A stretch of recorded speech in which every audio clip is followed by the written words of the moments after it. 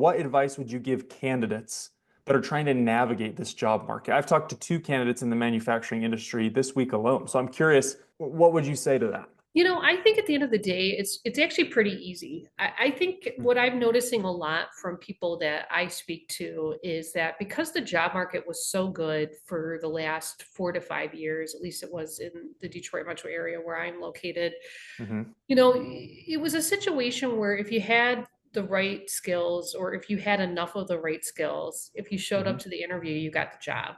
Yeah. And what I'm noticing is with candidates, I always tell them, when they go on interviews or when they're applying for positions, to really be an active listener. I mean, that is like really critical what I'm seeing. It's because companies want very specific skills right now based upon what is going on, from a market perspective. And I think a lot of times what I'm noticing with candidates, they think they know, but they're also not listening enough to really understand exactly what their problems are and what they're looking for individuals to solve for them. So, my advice would be to really pay attention to job descriptions and really listen, in interviews in terms of kind of what they're talking about and essentially what their needs are.